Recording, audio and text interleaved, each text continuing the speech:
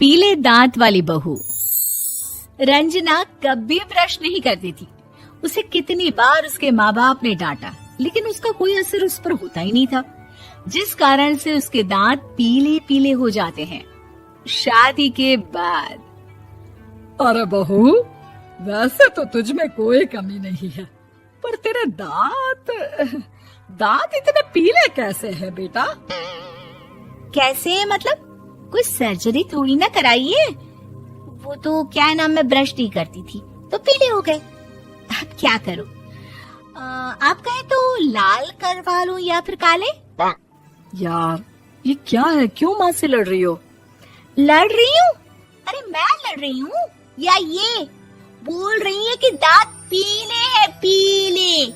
अरे तपस्या थोड़ी ना की है इन्हें पीले करने के लिए। बकायदा ब्रश नहीं किया है 20 साल तक, तब जाकर। छी, कैसी बात कर रही हो? ये उस वक्त तो पीले नहीं थे जब हम लोग तुम्हें देखने आए थे। अरे तब साफ करवा लिया होगा डेंटिस्ट के पास जाकर। अब देखो कैसे पीले पीले लग रहे हैं। रंजना सास की तरफ गुस्से से देखती है। फिर शुरू हो गई पीले पीले पीले। अरे पीले तो तब भी थे जब मेरे हाथ का रसगुल्ला उड़ा उड़ा कर खा रही थी और बोल रही थी, लड़की नहीं गुणों का खजाना दे रहे भाई साहब। खैर, अब वो लोग करते भी तो क्या करते, पीले दांत वाली बहू पल्ले पड़ी थी तो झेलना तो था ही। एक दिन कीर्तन में रंजना गाना गा रही थी। अरे कमला बहन, माँ का द्वार है, यहाँ तो सब शुद्ध होकर आते हैं, फिर अपनी बहू को ब्रश भी नहीं करवाती तुम। दूर से पीले पीले दांत भक्ति में बाधा उत्पन्न कर रहे हैं। और कोई 2 साल के बच्ची थोड़ी ना लेकर आई हूँ मैं बहू बनाकर। अच्छी खासी लड़की है, अरे कैसे करवाऊं ब्रश? ये तो उसे खुद करना चाहिए ना। अब माँ बाप तो इसके जैसे तैसे निपटा दिए, ये नहीं सोचा कि सास कैसे संभालेगी। सास बहू को लेकर घर आ जाती है, लेकिन सोच लेती है कि अब इसे लेकर कहीं नहीं जाएगी। अगले रोज बहू कहती है, अरे क्या हो गया, मंदिर नहीं जाना क्या? कीर्तन का वक्त हो रहा है। मेरी मधुर वाणी से कान्हा जी जागते हैं और सोते हैं। आप तो जानती है ना उनकी भक्ति में कितना मन लगता है मेरा। वो क्या है ना, तबीयत ठीक नहीं लग रही है मेरी, आराम करूंगी मैं। तबीयत ठीक नहीं लग रही? अभी तो मिथुन के गाने पर नाच रही थी आप, और अब बोल रही है कि तबीयत ठीक नहीं लग रही। अरे भक्ति में मन लगा लो सासू माँ, ऊपर जाना है, क्या मुंह दिखाओगी आप? हाँ? सास को बहू की बात पर गुस्सा आ जाता है। मैं क्या मुंह दिखाऊंगी, इसकी चिंता तो ना कर, समझी? अपने मुंह की चिंता कर, जो ये पीले पीले दांत लेकर हर जगह पहुंच जाती है। पता है लोग कितना मजाक बनाते हैं। ना जी ना, मैं नहीं जाना कहीं तेरे साथ। तो ये बात है। कोई ना, मत जाओ, मैं अपने कमरे में ही बैठकर भक्ति कर लूंगी। ऊपर वाला दांत थोड़ी ना देखता है, मन देखता है, भावना देखता है। और अरे बस बस, तू सब कुछ दिखा, बस ये सफेद चमकदार दांत ना दिखाना किसी को, है? जा यहाँ से। बहू को सास की बात का कोई फर्क नहीं पड़ता, वो तो जैसी थी वैसी ही रह जाती है। सुबह नहाकर किचन में खाना बनाना, फिर खाना खाना, कीर्तन भजन करना और सो जाना। एक दिन, माँ जी मैं सहेली के घर जा रही हूँ, शाम को लेट आऊंगी। हाँ, तो जाना, मैंने कौन सा तेरी आरती करनी है घर पर बैठकर। रंजना सहेली के घर जाती है, जहाँ वो पार्टी में जाने की तैयारी कर रही होती है। अरे शिखा, कहाँ जाने की तैयारी कर रही है? मैं गलत वक्त पर आ गई क्या? अरे नहीं यार, उल्टा सही वक्त पर आई है। मैंने ये साड़ी और ज्वेलरी निकाली है यार, शाम को इनके ऑफिस की एक पार्टी में जाना है। बताना कैसा लग रहा है ये सब? नहीं यार, इस ड्रेस के साथ तो वो वाली ज्वेलरी अच्छी लगेगी। हाँ, सही बोल रही है, मैंने ध्यान ही नहीं दिया। वैसे तो हमेशा से मस्त फैशन सेंस रखती है। तो बड़ा जाती होगी ना पति के साथ पार्टी में।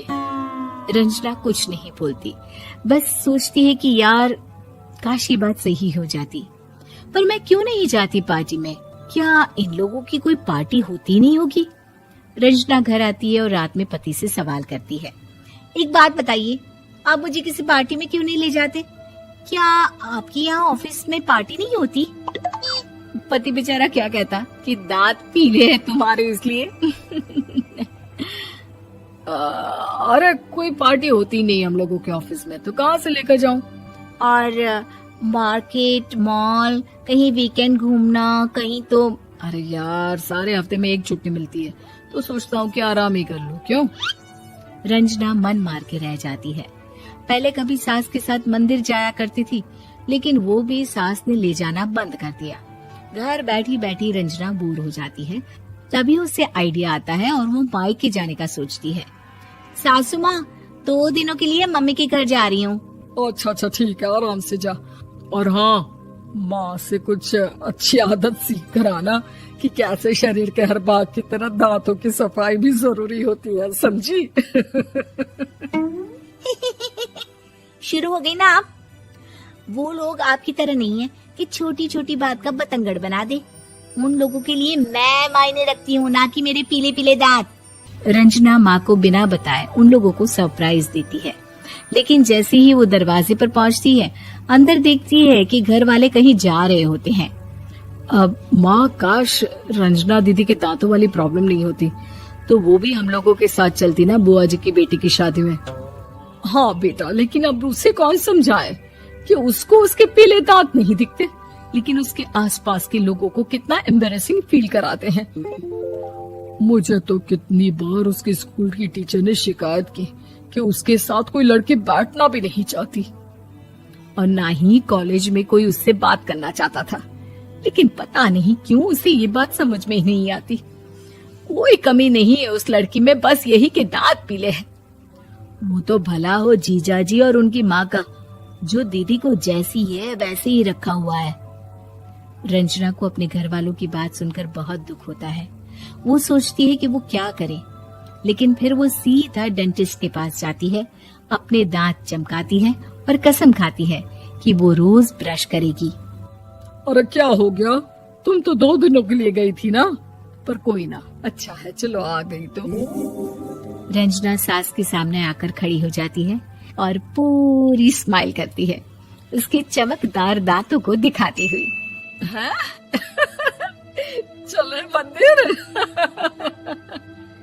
माँ, मुझे माफ कर दीजिए, मैंने आप लोगों को बहुत एम्बैरेसिंग फील करवाया। मैं आज से रोज ब्रश करूंगी।